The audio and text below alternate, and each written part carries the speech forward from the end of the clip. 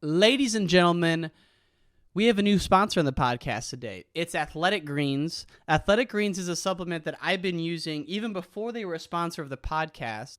It's a daily supplement that you put into a glass of water in the morning. You take 1 scoop of Athletic Greens, throw it in a glass of water, and with that, you're covered on your daily vitamins, minerals.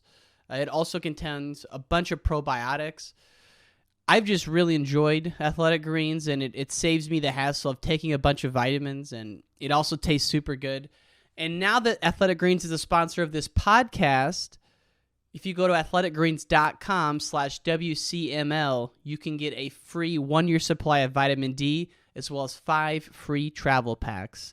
So check it out, athleticgreens.com/WCML. It's the perfect supplement for any young wrestler who's looking to get their vitamins and daily greens covered. Check it out, athleticgreens.com/WCML. Now let's get to the show. It was just, we're going to do it this way, and it became Tiger Style, the culture. We didn't have the name for it yet, but it was, we're going to live this certain way and we're going to do things a certain way and you're going to follow it. And so we started with small things, which is taking the stairs. There's an elevator that comes up to our 4th floor, but basketball and volleyball, where the wrestling room is now, used to be a gym, and they would take the elevator. I'm like, we're going to take the stairs. We can endure anything and adapt and pivot and change. Wrestling gave us that ability. I would say nothing in life has impacted me more than the things wrestling has taught me in terms of self-reflection, resilience. Toughness. Some guys have it, some guys don't. Adversity, 100%. How to pick myself up and be a man after I failed. And everything that has shaped my life and where I'm at today would not be there without the values and basically the lessons I've learned through the sport of wrestling. For me, wrestling saved my life because it allowed me to focus and channel my energy. We're fortunate if you wrestled, because if you wrestled, natural talent helps, but it's 5% of the ingredient. It pales in comparison to heart and technique and effort. It humbled me, taught me humility. Nothing can humble you more than wrestling. I think it's the learning to adapt, right? You learn how to adapt, you learn how to solve problems. If I look back at my time I spent wrestling, if they gave me one thing more than anything else, it's mental toughness. Ladies and gentlemen, welcome back to the Wrestling Changed My Life podcast. This is your host, Ryan Warner. Our guest today is the head coach of the University of Missouri, Brian Smith. Coach Smith has created a dynasty since taking over at Missouri in 1998. They've won 11 straight conference championships. They had a national champ this year and won Keegan O'Toole. They've had 2 Olympians, Ben Askren, Jaden Cox, and this is all developed, again, from nothing, folks. Missouri had like 5 losing seasons in a row when Coach Smith took over. So you're hearing from a true dynasty builder, and Coach Smith goes into his philosophy on how he built Missouri. So much coaching knowledge here. I can't wait for you to listen to it. Fan of the week goes to our friend Andrew Popwell out of Columbia, Missouri. Thank you so much for your support of the podcast. We greatly appreciate it. And that's it, folks. Let's give it up for head coach Brian Smith. Coach Brian Smith, welcome to the podcast, sir. Glad to be here. Excited to be here. It's an honor to have you. We were just talking off air about one of your young stallions, Keegan O'Toole, coming off a national title. I mean, it's been a couple weeks now you've had to reflect on it, but just what are your thoughts on seeing him get his first national title? First, it wasn't unexpected. I just, he's been special since the day he got here, and really since I recruited him. I knew he was one of the elite kids when we started recruiting him, and then just through our conversations, the way he would talk and break things down and how he was studying film of Mizzou guys and what we're doing on top, that I was like, this kid's special. I have long conversations with him, which in the recruiting process, you're not supposed to go too long, but they were so much fun. I was enjoying talking to him and just how mentally he was advanced in the sport, which doesn't surprise me because he was coached by his club coaches, Ben Askren. And just through the years, and then he gets here. And I think after the first week, I had a lot of upperclassmen coming to me and going, this kid is really good. And of course, his only loss since he's been to Mizzou is in the quarterfinals last year at the NCAAs, and he ended up finishing third, then goes on and won 2 U20 national tournaments, goes out and wins the U20 Worlds and wins the national tournament this year. So I was very excited for him, but it was expected. We expected that from Keegan, and he expected it too. And so even back in high school, he had a mind for this kind of stuff where he was breaking things down. Without a doubt, he was special. I mean, just the way he would talk about things and approach competition. And I mean, I even saw it after he lost at the NCAAs his true freshman year. I thought he'd be crushed. He'd be upset about some of the calls. He immediately was like, I did this. I shouldn't have done this. We're going to get better, and put it away, and was warming up before the next match, which was the All-American round. And he was so loose and laughing and relaxed, and went out and executed his game plan and got it done. And I wish he could have that.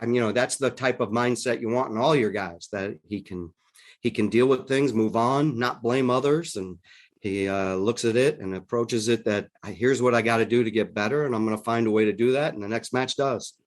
So I was going to ask you, what is it about, like, what common trait do you see with someone like him or like a Ben Askren, where they can just take ownership and move on and not make the moment bigger than it is? Yeah, they work so hard at getting better all the time. So it isn't just, I just got to get my single better. It's once they get the single better to that point where they want, then it's moving on from there. How do I do it from this point? What if this reaction happens? What if I'm having trouble here? And always continuing to learn. Keegan is always there after practice, working on something that he wants to get better at and how he wants to improve and helping his teammates. And Ben was the same way. Ben was always learning, and everybody thinks Ben had great success. He had a lot of losses as a freshman, as a true freshman. When he redshirted, he struggled some and had to deal with not only the physical that he had to improve on, but some of the other things with just how he's going to improve with his technique to get better at this sport and win more. And he did. And that's why it was a constant learning that Keegan has picked up from Ben and some from, I'm sure, others, but just love it because he's constantly learning and wanting to get better. Who was a bigger high school prospect coming in, Askren or Toole? Like, who was more highly You're setting me up. For us, Ben was a game changer. And I have to say that because he became our first national champion. And for us, I looked at Ben on film, and I actually just was talking to him about this because he just wrote a book. Mm-hmm. And he asked me to write the foreword. And now some of the things I was thinking about was how important it was getting a Ben Askren. When we were first recruiting him, he wasn't heavily recruited. And then he went out and beat Troy Letters and beat some people at juniors, and everybody was lining up to recruit him. And for him to stick with us was not because where we were at, we were awful. We were about to have an 18-3 season, which was his senior year in high school, but it hadn't happened yet. We were selling him on the idea of this program blowing up and you can be the first. And Ben was a big Muhammad Ali fan, and that he bought into that I could be something special and be the greatest from Mizzou all time and all these things, and trying to sell him on that. So he was the first. And by getting him, it like opened the door to so many others. He makes the Olympic team. He wins a couple national titles. He wins the Hodge. So right now, if I had to say it, he was the bigger recruit for us just because where we were at. Getting O'Toole was big because we had a great recruiting class coming in, and he was a part of it. That's why this team is, the 2 years he's been here, we've won the conference both years. We've been in the top 10 both years, and he's still a freshman with him and Rocky Elam and Josh Edmond, that class that came in, that they have goals of winning a national title. So even though Ben, his class finished third in the country, O'Toole wants to beat Ben. So it'll be fun. It'll be fun to see who turns out, who. I'm not even going to say who's better or whatever, but it's just that great fun competition that they have. Look out, Kansas City in 2 years. That's going to be a big tournament, a fun tournament for you guys because you have such a young team right now. Yeah, right now we're focused on getting better right now, and it starts in the spring with improving at techniques that we struggled with, and just that we need to tweak a little and get better. And we started today at 3:30 working on some things. Really? So that's, you gave a couple of weeks off and now you guys are back in there? Yep. Getting back and starting. Some guys are starting freestyle up and this, but just when we can make some make some minor adjustments and getting better and improving in a little bits in all the areas that we were at. And we've done it every year. And every year we look at it that, man, what we were struggling when we just on the mat, all the coaches and we were talking about what we were struggling with last year and how much we improved, that we've got to do the same thing with this team this year. We got to take all the little things that we got to get better at, get them better there. And we're going to go into the season with more confidence. And do all of your guys wrestle freestyle, or is it up to them on how they want to pursue their summer and what they want to work on? It's really up to them, but we've had unbelievable success. When you look at last year, just this past year, we had 4 guys on the world team with O'Toole, Hawks, and Elam. And then who am I forgetting? Oh, Brock Mahler making the U23 team in Serbia. So we had 4 guys, and then you have Dom still competing. So there's it's just been special. And every once in a while you got Jaden Cox popping in the room. And so we've had a lot of good history with what we've done in the freestyle mode. I was going to say, right behind you, there's Jaden Cox, and you think about the Askren lineage, you have O'Toole. They're over there. And look at those guys. Yeah, I just had this installed on the back of my office, and now I got to figure out how to get O'Toole on it. So, well, it looks great. That's a good problem. Definitely. And, we talked about O'Toole and Askren, and they're from the same lineage, and Max, obviously, and you've had, a few other national champs, but Jaden Cox is like, top 10, one of the greats of our generation, hands down. When he did his run to Rio in 2016, he was relatively young and still under your tutelage. Like, what was it like for him to win that 3rd title and make it all the way through to Brazil? It's funny because we were just talking on the phone about it, how he didn't want to go to the trials. He won the national title as a junior in New York. I think it was in New York City. And he's making weight and he's miserable. And I remember during the season, I think we had wrestled against Nebraska, and he got his weight down to, I think it was 194 or something. And I think the weight is 189 and what he was going to compete at. And he's like, I'm not going to do it. I'm not cutting weight after, because it was like 10 days later or whatever it was, he was going to have to make weight. He's like, I'm not doing it. I'm like, all right, we'll worry about this in a couple of days. But after he took a couple of days off, we got him back in the room, and the rest is history. He goes out and actually struggled in his first match and had to come back and win, then comes back and wins, and then wins the next one, and then got on a roll and makes the team. And then I had to tell him he had to go overseas to qualify the spot and make weight again and wrestle again. And he did it, and he won the qualifier out there. But he wasn't too thrilled with all that, but he was thrilled to make the Olympic team, obviously, and the rest is history. He goes on his senior year and wins another national title, his 3rd, and makes the world teams and just starts crushing it. Wait, so he was a junior when he made that Olympic team? Yeah, he had just finished his junior season. Oh, my Lord. I didn't know that. Takes the bronze in the Olympics and still has a senior year left of college. And I just remember how difficult it was because he was getting asked to speak. And it's too bad they didn't have the NIL then, because he was really missing out. These people should have been paying him to make all these, he was visiting all these different places and making speeches at places. And we had to basically shut it down at some point because he got worn down. He was doing all those extra trials, the extra tournaments, training with the Olympic team all summer, then going to the Olympics, then getting back and having to jump right into school. It was right when school started. And I remember at the scuffle, I think it was at the scuffle, that I realized he's exhausted. He won the scuffle, but he looked exhausted. And we shut him down for a couple of weeks and left him home on a few road trips. Really? Yeah. But then, stepped it up at the end of his senior year. And he was special. He was definitely special. And he never overlooked his training. It was, I tell a story of one day I was driving into work and it was wintertime and there was snow on the ground. And it was a 6:30 practice in the morning of weights and conditioning. And I see this person running down this road towards the Hearn Center. And I'm like, man, that person's crazy out running this morning. It's like 25 degrees or whatever it was. And as I get into the locker room, all that, I walk into the team's locker room, and I see Jaden come in all sweaty. And I'm like, were you just running down Providence? And he's like, oh, yeah, I run from home on a couple days a week. I'm not going to leave any doubt this year, coach. And this is going in. He just taken the bronze in the Olympics, won 2 national titles, and he's doing extra runs before the lift and conditioning.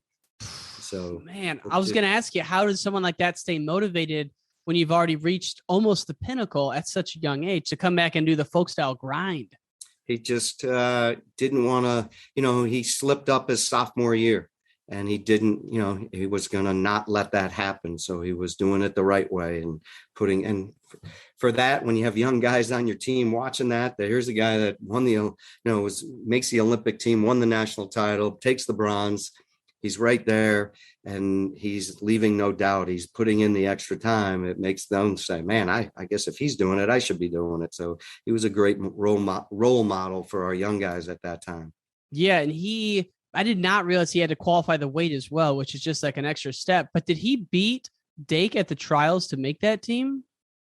Was that the year we beat Dake? I think so. Yeah. I'm like, man, think about, that's just a birth of a talent right there. I mean, and it's no surprise to anyone on your staff, but when you look at the way an Askren or an O'Toole prepares and competes, what does Jaden have in common, or how does he approach it different? I'm just curious in their approaches. I mean, everybody's different in little ways, but Jaden, I don't think, honestly, I don't think it was much different. Mm-hmm. They all cared about the techniques that they were doing and wanted to get better. And, Jaden wanted, I think after in his freshman year, he lost his first home duel. He loses the match. And when I remember getting him to come in and watch film, he didn't like to watch film, but I just wanted to show him some things, like he got a takedown and then the guy got out with like 10, 15 seconds to go in the period. And I'm showing these things and I'm like, why it's so important to be able to ride a guy. And next thing you know, he's in the practice room working on those things. And so he was so easy to coach because he was so motivated to get better. All three of them. Mm-hmm. All three of them know that, man, I just can't rely on what I have now. I'm going to have to make improvements. And I know I said that earlier, but that's what makes them stand apart. But they all did different things, different techniques and different ways of doing it. Ben would love to run to wrestle for 45 straight minutes, probably because he would get his ass kicked in the first 5 and the next 40 he would be killing people. But Keegan's a little bit like that, but Keegan likes the weight room more than Ben did. And of course, Jaden was a great football player, was a multi-sport player, and, was playing football through high school and was all state. He said to me his senior year, he wasn't going to play football. And I'm like, heck with that. You're right here from Columbia. Everybody's going to blame me because you're playing. I said, you don't want to miss out on your senior year. And I think his team made the state semifinals. So you convinced him to play? Oh, I made him. I coached him in 6th and 8th grade. I was undefeated as a freaking youth coach. It was unbelievable. It was Jaden was my middle linebacker and would take our team out in practice. I wouldn't let Jaden hit because he'd be hitting some nasty double legs on guys and giving them concussions. So, but that was a lot of fun, seeing, but just the differences in them growing, just what they were doing. Where Jaden actually walked on in the spring with Mizzou football after I think it was his senior year or whatever. And so he was finished with wrestling, but he wasn't because he was on world teams. And I remember one of the coaches, the coach coaches with the Kansas City Chiefs now. And we were here together for 23 years. And he calls me up and he's like, he's drawing a lot of attention and all this with the media, but I don't know if, he was like, I'm not sure if he'll play. I'm not saying he won't, but can he make world teams? I said, he's already placed at the Olympics. He's going to make world teams. I agree with you. I think he should be focused on wrestling. Just tell him that and tell him to get his ass back over here. And I think that's how it went. I mean, not in that kind of way, but that's kind of the discussion. But I would have been afraid of seeing that guy running down the field on kickoffs because they said he'll play special teams. And him hitting some double legs on some dude trying to run a kickoff back, that would be scary. That's scary. He must have been a talent as a high school football player. I mean, yeah, he was all state linebacker and played both ways. I think he played offensive line, even though he wasn't huge, but he could run through some people. So you coached his middle school football team as well, you said? It was just a Columbia youth football team that my son, who was the same age as Jaden, and had some fun. We never got beaten. I'm undefeated I always remind the football coaches here. I'm undefeated in football.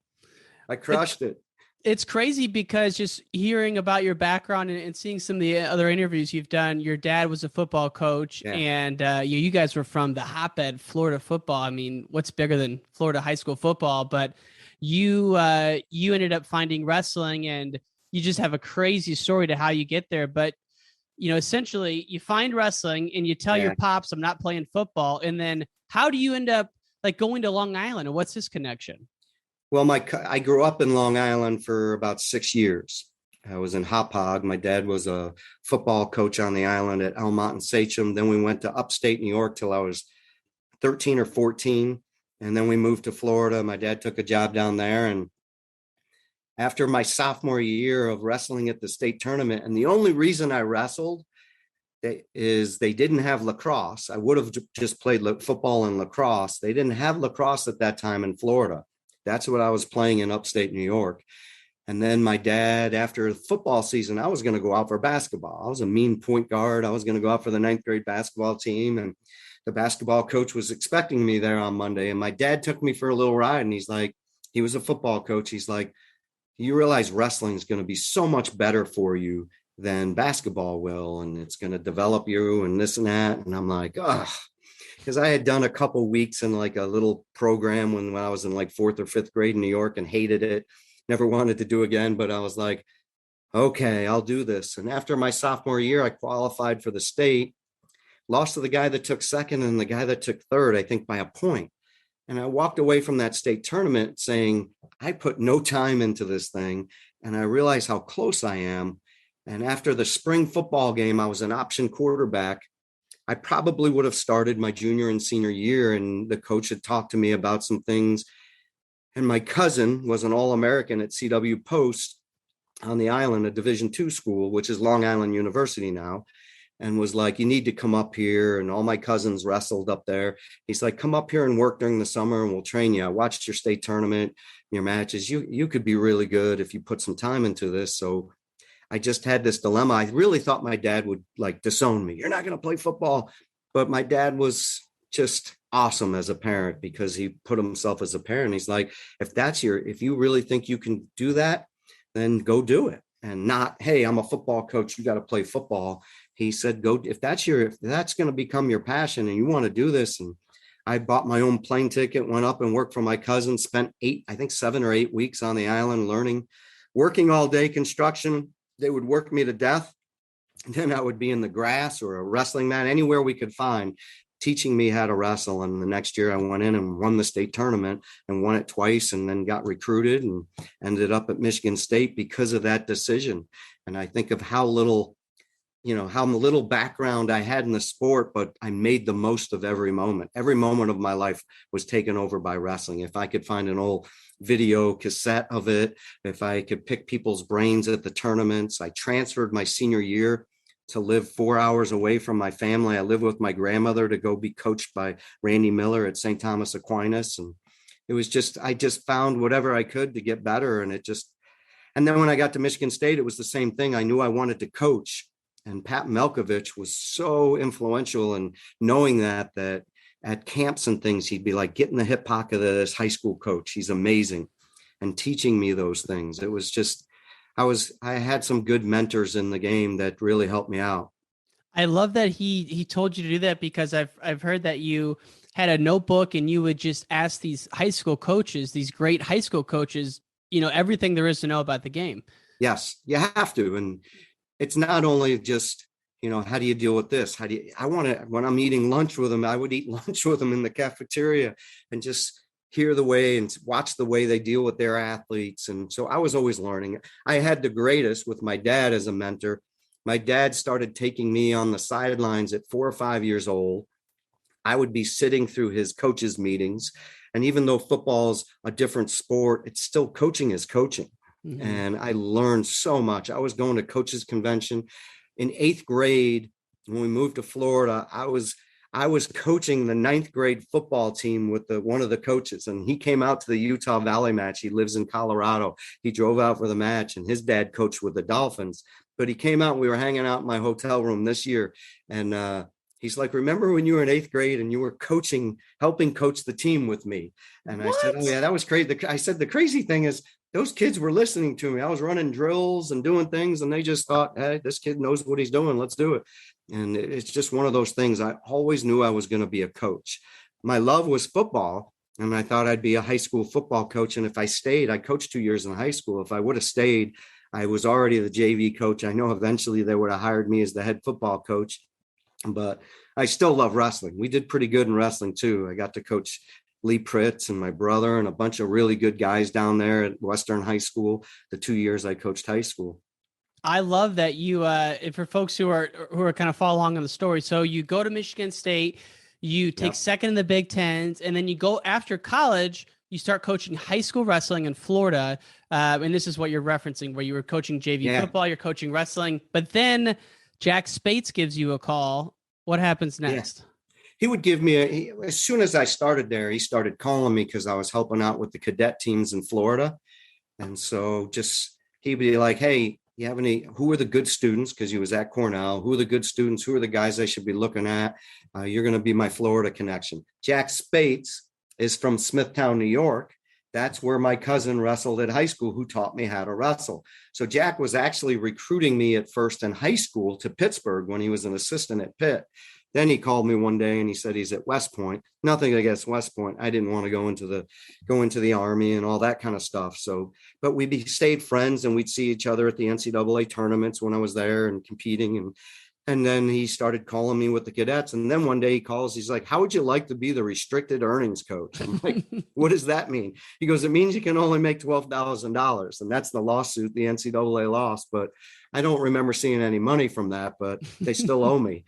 But I was like, after we just had taken 2nd and 4th in the state and we had it rolling, I had a big youth club going. You had bought a house, I'd heard. Yeah, I just bought a brand new house. My goal was to knock off Brandon, and we were 2nd to Brandon the first year, 4th that next year, but it was really starting to come together. And but then I thought about this, and here's another time in my life where my dad gave me some great advice. He said, I have a lot of friends in college football and the NFL. He goes, I had already started our family. Your sister had been here. You were on the way. It was just too much for me to try and leave high school and teaching and go into that world at that time. So I didn't take the opportunity. He's like, you have this opportunity. You should do it. Everybody else told me not to do it. You have this great program. You just bought a house, but those are all material things that I could sell it or whatever.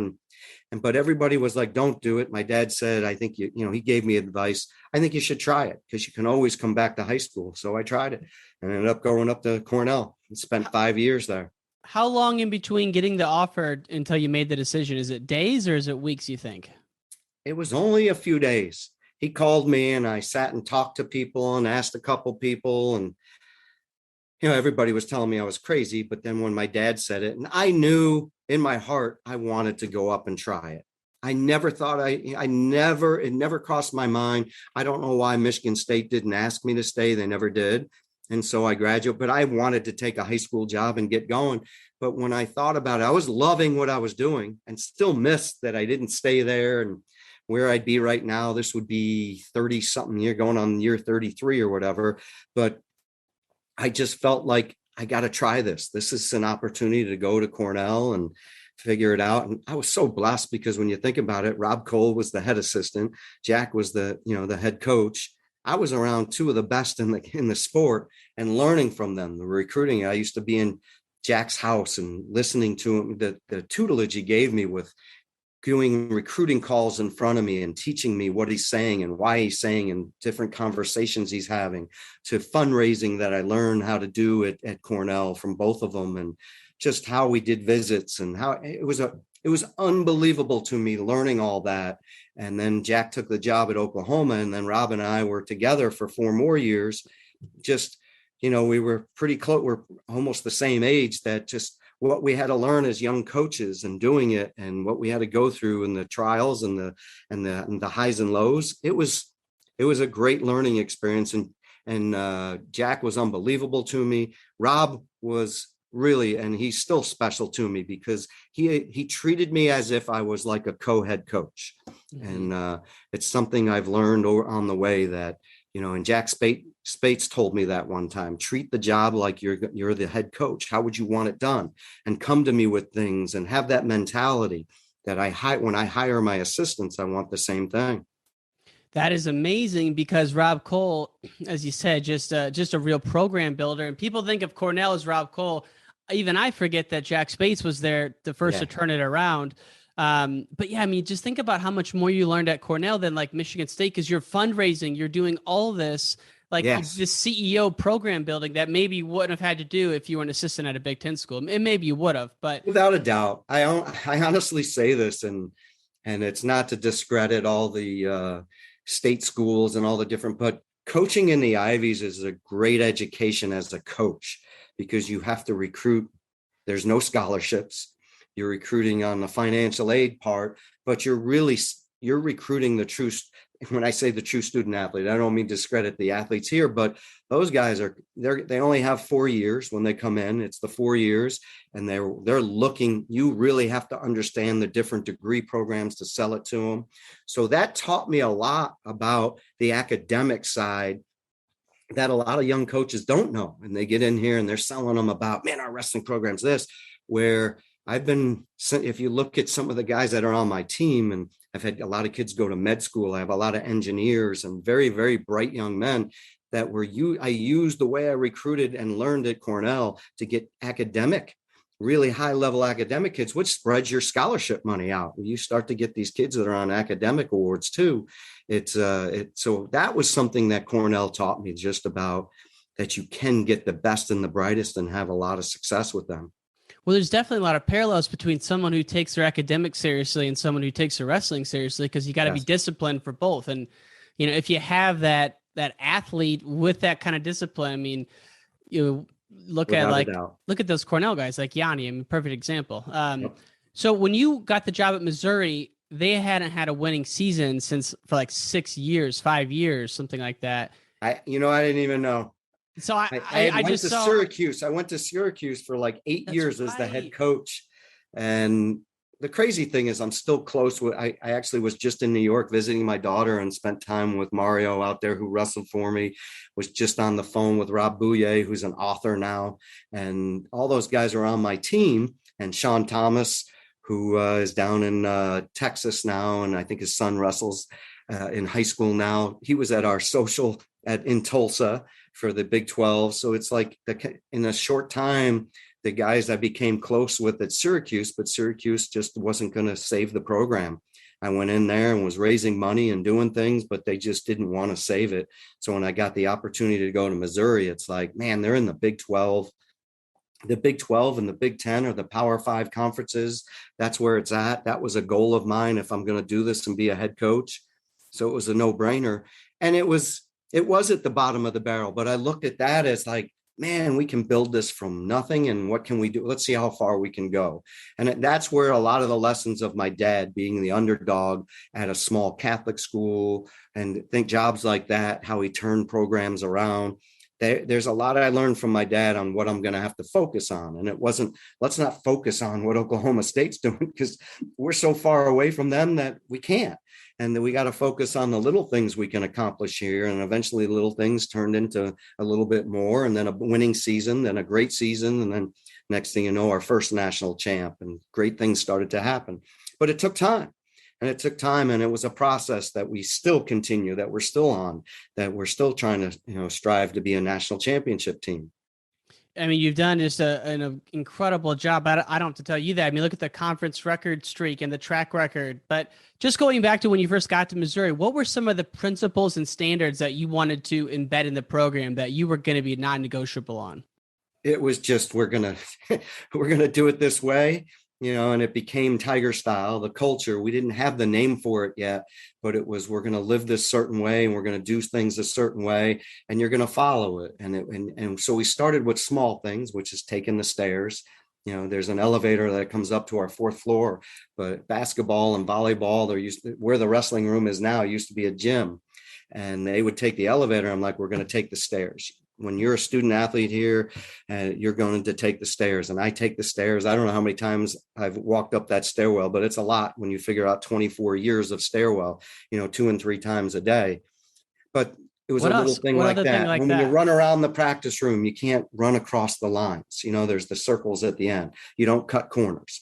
And it isn't that it's going to make a difference when you're warming up. It's the mindset that what we're doing. And so I just started doing little things like that. You're going to attend every class. These are the battles I knew we could win. Okay. These were obtainable things that we could do in the first year, because, it was a struggle the first year. And the first 3 years, it was a real struggle. And then just, we're going to work hard. And a lot of kids didn't see that. And I always tell the story. We had 18 kids quit the team the first year. I think we ended with 11 on the roster at the end of the year. So I knew I was still young then. Every coach was all hands on deck. We got to wrestle. We got to work out with them. We got to lift with them. We got to do everything because there's only 11 guys. And so it started with that first group, which was like Mark Bader and Kevin Herron. And it was all these guys in that first year. And then that first year became the second year where Jeremy Spates and some of these guys, Kenny Burleson, came in that second class, and they all kind of molded together. And I know Ben has his book coming out that he talks about that. The guys that were there were that core that stuck with it in those first couple of years with me and started to become my guys, and believe in what the work was that it's going to pay off. They could see it starting to happen. It's fun. It's really hard in the beginning when you're building a program, and it's hard now. It's different then because it's like you're just trying to step one step at a time. And sometimes you don't know if it's going to happen. I remember it was Illinois in a duel one time, in the opening duel. It was our 4th year, and we had 3 losing seasons, and just telling the guys that you have to expect to win. We're going to win this duel. It was the opening duel of the season. We're going to win. And these guys were in their 2nd, 3rd year of starting.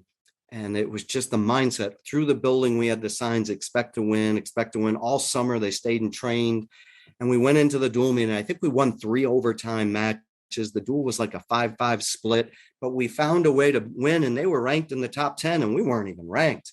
And we went in and won that duel meet, and won 8, I think it was 16 or 18 duel meets that year, and won our first Big 12, beat 4 or 5 Big 10 schools. And it just started and from that season on, we've never had a losing year.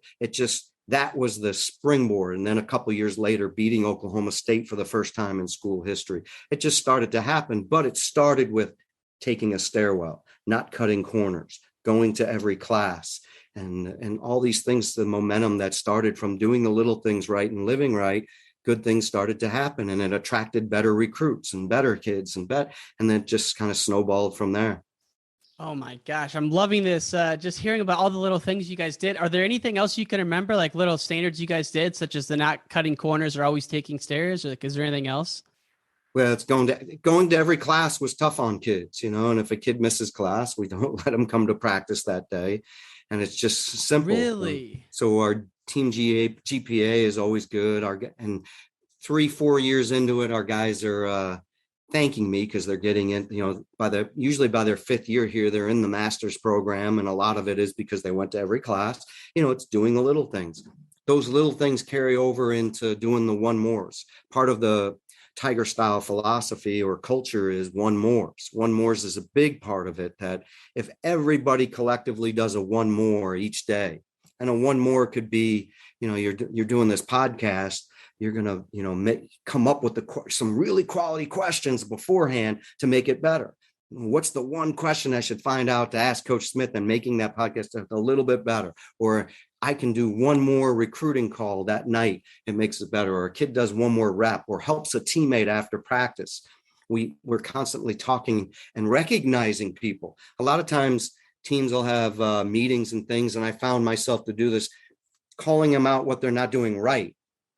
A lot of times what we're doing, my academic guy, Clay comes over, our academic advisor, and he'll call out the guys that are doing great things. So-and-so had a C in this class. He just brought it up to a B by the papers he did. And then I saw the time he was putting into study hall, and we'll recognize people really striving to do a little bit more to get better. And it's just a part of our culture. Some guys did some community service this weekend. I'll recognize them. These guys were down at the Special Olympic volunteering their time with the young kids, and awesome work, guys. Thank you.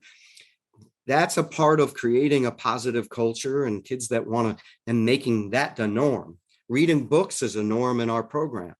And the cool thing is, like, I was talking to Rob Bouye at Syracuse. He's an author now, and I've always loved to read books from my dad. Helped me discover that. And so now I'm reading these books all the time, and my team reads a book every year. Wyatt Coling just graduated. He's a medical sales in California. He came back and brought me a brand new book. And he's like, Coach, I got this for you. I read it. It's awesome. You got to read it. You made me get into this reading. So here's a book for you. I hear that constantly. Ben Askren's now finishing up his book. So if I was a tiny influence on him about reading, but if you look at the top CEOs, the top leaders in the world, they all read. And it's a simple thing that, guys, you can read a book, and now, guys, and even listening to podcasts and learning new things and new ideas. I have kids doing that, so they can even do it that way, or just listen to a book on through their little iPods or whatever, and they can do it that way. So they have it so much easier than I. But I love to read, and so those are some little things that have nothing to do with wrestling, but have to do with making yourself better. In the room, it's just, we've always had little things that make the program better, and just, how we're going to compete and how we're going to work, and simple little unwritten rules. I only have 3 rules in the program too, because my administrators, we have new administration. They're like, hey, can you send over your team policies and this and that? And they're expecting a couple pages, and I have 3 sentences. And number 1, live Tiger style. Number 2, go to every class. Number 3, see number 1. Wow. Those are my 3 rules of the program. And if a kid gets in trouble, I bring them in. The first thing I ask them is say, what you did. Do you think that's living Tiger style? And it's no. And then we discuss what we can do to change this. And you work with them instead of against them, or, punishing them. It's not a punishment. How do I get you to do this the right way? And we just had a lot of success with that. I think kids like that when they're involved in it, and you're there for them. I love the simplicity of purpose. Giving a very clear mission and keeping it simple is a lot of I'm like you. I read a lot of those quote unquote self-help books or leadership books, and that's a common theme. The other thing I've heard you do that is really refreshing is that if you see a kid not doing the right thing, you see it as a call for help more so than a situation to get angry at him. Tell us about that. Yeah, usually if a kid's struggling in school and missing classes, it's because something's wrong. So is he having a hard time with the readings? Is he so far behind in that he's afraid? A lot of kids view when they first come to college, we have all these free tutors and all this through athletics, and we're blessed to have that. But a lot of kids have never used a tutor before. So they hear, man, so-and-so was having to go get help and needed a tutor because he couldn't figure out a math problem, or they look at it as a negative thing instead of, I always tell my guys on their official visits that the guys that use the tutors the most are the ones that are going on and getting their masters or want to go to med school and want to achieve at the highest level. And I say, think of it as wrestling. If you want to be really good at a single leg, what would you do? They'd say, well, I would stay after and work out. I said, exactly.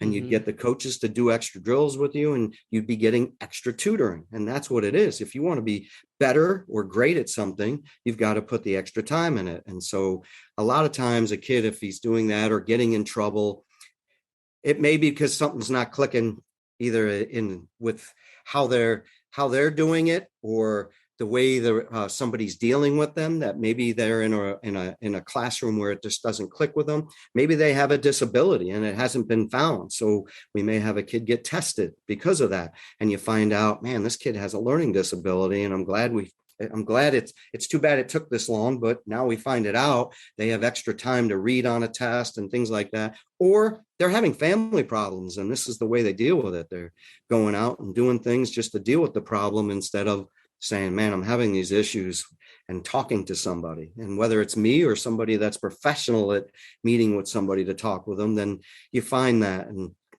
I've really learned that. And I'm not a perfect coach, and I won't be a perfect coach the year I hang this up.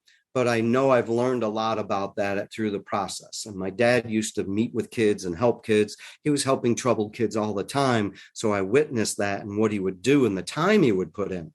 That all through the years, I've learned more and more. And talking to other coaches is important. I feel like coaches are afraid to talk to each other. Even the other head coaches at Mizzou, it's like we never talk to each other, and we can learn so much from each other.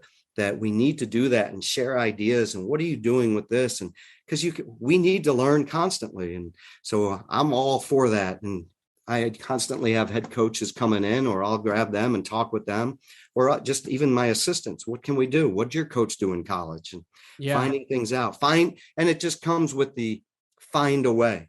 The best, the champions in anything in life, find a way. Because I guarantee you there was adversity sometime in somebody that became a champion. There's adversity. They got to find the way. Yeah. And that's like going back to your days hitchhiking to get to practice, find a way. And I was going to ask you, like, when you're at a big time sports school like Missouri, how often are you meeting with the other coaches? And it sounds like it can be a little or it can be a lot depending on how much you make of it. We have like once a month head coaches meetings. We have all staff meetings usually once a month. And it's good because we're kind of up here on the fourth floor away from the world, and we don't see anybody. Now they've had so many buildings built and everybody's in their separate entity, and you don't see each other. You don't have enough encounters where you get to talk to each other and talk about things. So at the head coaches meeting every once in a while, and then at the staff meeting, but now they've started these coffee with coach meetings. And it was awesome because Larissa Anderson, our head softball coach, who's had great success here, gave a talk on culture. And I'm a true, you know this, with Tiger Style, I'm a true believer in culture. And just hearing her talk and what she's doing, I picked up ideas and hearing it. So I got to do the next one. So There's pressure. And, I'm so competitive. I got to crush Larissa. She got to go first, but now I get to go second. So I got to do better. So let's go. That's my mentality. But giving a talk and what's it going to be on? I'm not sure yet. I think part of it is going to be the old Bill Murray speech from the movie Meatballs. It just doesn't matter. That a lot of times we focus on what everybody here at Mizzou, Alabama has this and Texas A&M has that, and they worry about that. And I hear that, and it's just like, come on now, it just doesn't matter. Focus on what you have, and kind of what we talked about at the beginning of my days here. Focus on what you can control and what you can change and make it better. And then as things start to catch momentum, you'll get better and better. So many people want the now. And unfortunately, culture in our coaching profession has caused that people say, oh, this coach hasn't done it yet. It's been 2 years. He hasn't won yet. It's like, boom, they want him out of there. And that's the unfortunate thing about it. They don't give coaches time to develop their culture and do it. It takes a lot of time to develop a culture.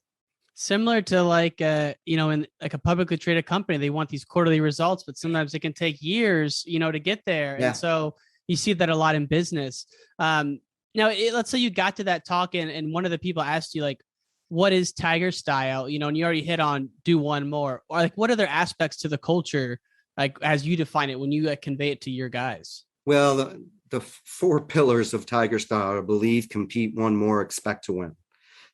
Everything starts with a vision or a belief that you see it in your head. You have this thought or this dream or this vision in your head that, man, it would be great. I want to accomplish to become a state champ, or I want to build this program into the best program in the Midwest and be able to wrestle the top tier programs and beat them consistently and have a chance to win a national title. That was this vision I had.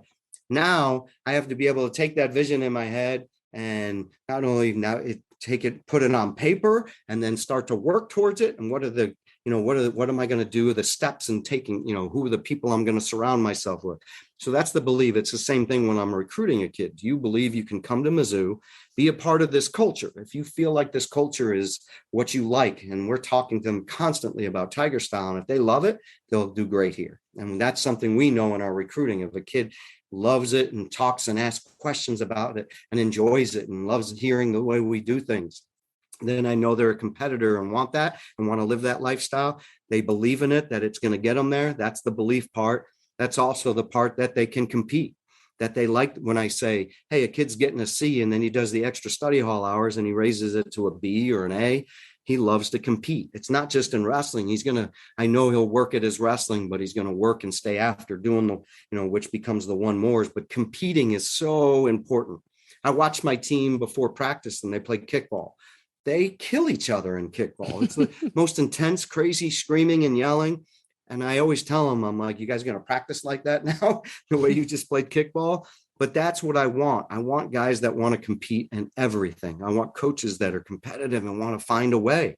And when you do that, and then also it's the one mores where you have everybody in the program not saying, I'm going to leave the office early today. No, I'm going to make one more call. And here's what I'm going to call. I'm going to call one of the boosters and just to say hi to him and say, thanks for being at NCAA's, because that call could mean down the road an important thing for maybe a fundraising or a meal or whatever it may be, or a recruit, same thing. That one more mentality is so important that anybody that works with the program, from my academic advisor, my strength coach, my associate AD that oversees the program, my equipment guy, everybody, I want them to buy into Tiger Style and know that you've got to come to the tournament this week. And that's a one more. The guys need to see you there. And the associate AD is like, all right, I got to be there. You're right. That's a one more. And they start to buy into the culture. When you have everybody believing and competing and giving one mores, then when you get to that competition and you talk about the Bens and the Keegans and those guys with their mentality, there's an expectation that you're prepared to win. You expect to win. And like I told you about that Illinois duel, they had put the time in, they had put the work in, they had done the one mores. Then you walk on the mat and it's not, we're going to win. There's an expectation that we are going to compete at a high level and we have an opportunity to win here if we go out there and just wrestle like we know we can. And so that's the mantra of the program, the philosophy of the program. When you do all that, that is what Tiger Style is all about. That's the quick version. And then there's stories with everything. If you look right here, it's the quote right up there on the wall where it says, we choose Tiger Style as a lifestyle, not because it's easy, but because it's hard. We choose Tiger Style because its goals and expectations will serve to organize and measure the best of our energies and skills, because that challenge is one we are willing to accept, one we are unwilling to postpone, and one we expect to win. And Love it. You know what that's from? Hit me. It is John F. Kennedy, our president, when he was selling going to the moon to our country. If you read that quote, wow. If you hear his speech, and I think it was in Dallas, he was giving it, why some say the moon, why climb the highest mountain, why fly across the Atlantic in a plane, why do humans do these things? Because it challenges them to become great. So when I was selling to Ben, I was selling him that vision. Why come to Mizzou to be the first? Because you'll be the greatest. And I'm selling him on that. And why do kids want to? Now we're going to be the greatest team ever at Missouri in all sports when we win the national title. And that's the vision of that class that came in. And the vision in our practice today is reminding them of that you have this opportunity. Let's get to work and do it.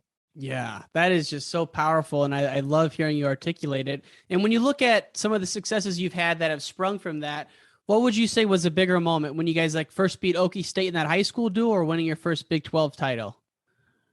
True. That's a good question right there. That's hard.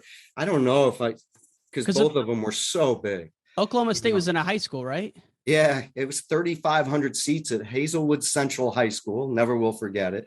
I think their heater broke, and it was like a warmer day in middle of November, and the heater broke, and it was working too good. And it was so hot in that gym, and it was packed with 3,500, and we found a way to win that day, and it was awesome. And it was a game changer. We talk about Ben.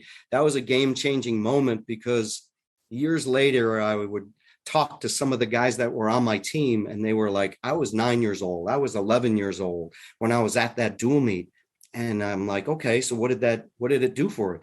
At that moment, I was a Missouri kid, or I was a Kansas kid. I was like, Missouri is the real live program here. They can beat. And for Missouri kids, it just boom. And I got stuck there that night. I couldn't travel home with the team because I committed to doing a youth wrestling coaches clinic. Think of the impact, though. I hated it. I had to stay in a hotel by myself. Everybody went home. I'm sitting in a hotel by myself. We just knocked off Oklahoma State. And I'm like, I can't even celebrate with my team on the way home.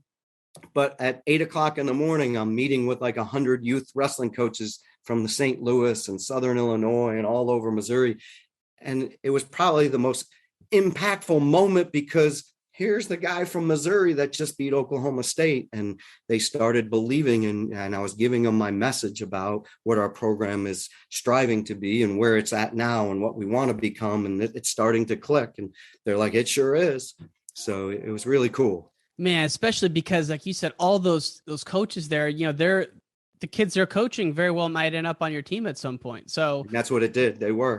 They ended up on the team because of that moment. So that was a powerful moment in that, but it also was a power, when we won the Big 12, it was the first time in history we had won the Big 12, and it was home. And it was the last year we were in the Big 12 for that time period. Yeah. And so it was important. It was like something I wanted to accomplish, and we got it done.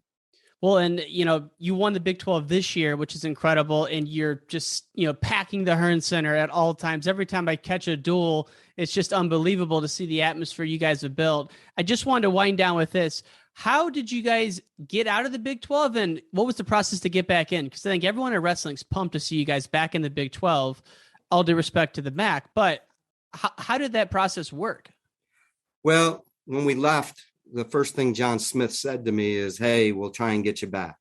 And so year after year after year, it was 9 years, I would talk to John, and, it wasn't like I was looking, I'm like, we're in the MAC, but I would love to go back to the Big 12. I enjoy the MAC. The MAC was good to us. I think 6 straight years we were in the top 10. We had won the conference every year. I think we qualified 90 out of 100 or 80 out of 90 guys or whatever it was when we were in the MAC. I forget what it was.